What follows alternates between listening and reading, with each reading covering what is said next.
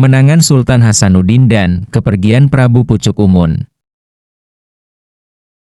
Akhirnya, Sultan Maulana Hasanuddin memenangi pertandingan adu ayam. Selamat, Hasanuddin, aku mengakui kekalahanku. Ini golok dan tombakku sebagai tanda pengakuanku atas kemenanganmu. Golok dan tombak ini pun tanda bahwa kekuasaanku atas Banten Girang kuserahkan kepadamu, ujar Prabu Pucuk Umun. Terima kasih, Paman. Terima kasih, karena Paman telah menepati salah satu janji Paman.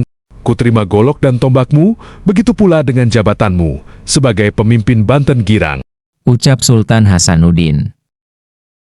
Sesuai dengan kesepakatan kita, kini kau bebas melakukan dakwah Islam, sekaligus menjadi penguasa di Banten Girang, ujar Prabu Pucuk Umun. Bertepatan dengan diserahkannya kedua benda pusaka dan kekuasaan dari Prabu Pucuk Umun kepada Maulana Hasanuddin, Saung Patok kembali kepada wujud aslinya.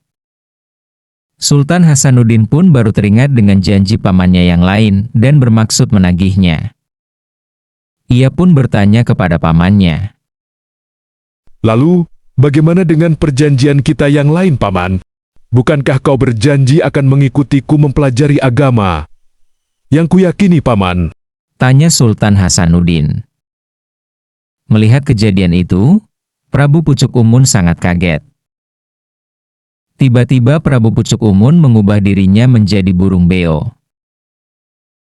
Burung beo ini terbang dan berkata, Ketahuilah Hasanuddin, aku memang membiarkanmu untuk berdakwah.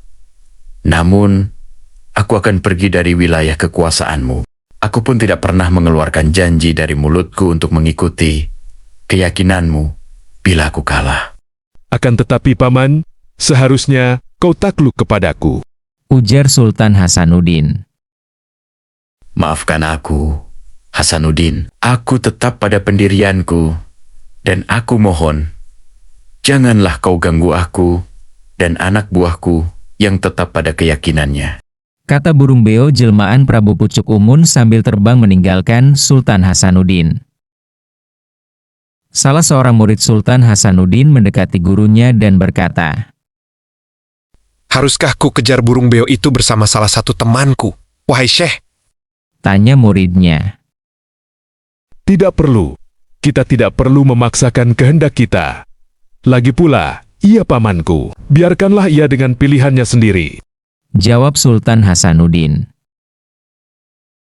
Burung beo jelmaan Prabu Pucuk Umun terbang tinggi meninggalkan Sultan Hasanuddin. Saat hendak mengembara, burung beo itu melihat hamparan pasir. Ia merasa tertarik untuk turun kembali ke bumi dan menjelma menjadi Prabu Pucuk Umun. Prabu Pucuk Umun melihat sisa-sisa rakyatnya yang mengikuti jejak dirinya, yang tidak mau masuk Islam dan mendirikan perkampungan baru di daerah Banten Selatan. Tepatnya di daerah Lebak. Konon, tempat Prabu Pucuk Umun menjadi burung beo dinamai Cibeo. Tempat burung beo melihat hamparan pasir dan berubah kembali menjadi Pucuk Umun dinamai Cikeusik. Dan tempat Prabu Pucuk Umun mendirikan perkampungan baru dinamai Cikertawana. Prabu Pucuk Umun pun memberikan perintah kepada para pengikutnya yang bermukim di hulu sungai Ciujung di sekitar wilayah Gunung Kendeng. Wahai para pengikutku yang setia, kuharap kalian akan selalu menjaga kawasan yang berhutan lebat ini. Jangan sampai hutan ini dihancurkan oleh orang-orang yang tidak bertanggung jawab. Tetaplah menjaga kepercayaan yang kita yakini sampai anak cucumu kelak. Ingat dan pegang teguh selalu amanah dariku ini. Selama kalian berlindung di sini, keselamatan dan kehidupan kalian akan selalu terjamin. Konon, para pengikut setia Prabu Pucuk Umun inilah cikal bakal orang Kanekes yang kini lebih dikenal sebagai suku Baduy, yang hingga kini masih melanggengkan ajaran Sunda Wiwitan. Sementara itu, Para pengikut Prabu Pucuk Umun lainnya yang terdiri atas penasihat dan punggawa kerajaan Pajajaran menyatakan masuk Islam di hadapan Sultan Maulana Hasanuddin. Dengan demikian, semakin muluslah jalan bagi Sultan Hasanuddin dalam menyebarkan dakwah Islam di Banten. Atas keberhasilan tersebut, ia diangkat oleh Sultan Demak sebagai Bupati Kadipaten Banten. Pusat pemerintahan yang semula di Banten Girang dipindahkan ke Banten Lor, Surosowan, yang terletak di pesisir utara Pulau Jawa. Dengan Maulana Hasanuddin dipertahankan sebagai Sultan Banten yang pertama. Tak lama berselang, Banten pesisir berhasil direbut oleh Panglima Fadilahan dan pasukannya. Sultan Hasanuddin pun diangkat menjadi Bupati Banten Pesisir. Konon, karena ketika terjadi huru-hara Sultan Hasanuddin dibantu oleh beberapa pasukannya dari Banten Girang. Di kemudian hari, Banten Girang menggabungkan diri dengan wilayah Banten Pesisir. Kemudian, Maulana Hasanuddin menjadi penguasa Banten Pesisir dan Banten Girang.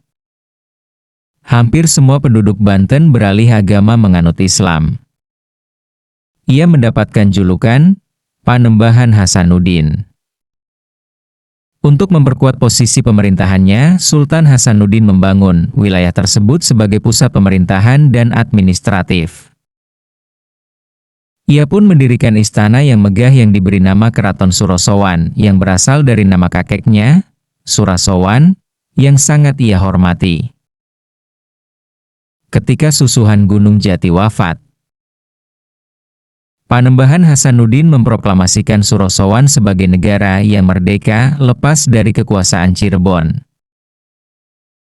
Panembahan Hasanuddin pun menikah dengan Ratu Ayu Kirana yang sering disebut Ratu Mas Purnamasidi, putri dari Raden Fatah, Sultan Demak. Dan memperoleh putra yang dinamai Maulana Yusuf. Kelak di kemudian hari, Maulana Yusuf menggantikan posisi bapaknya sebagai penguasa di Banten.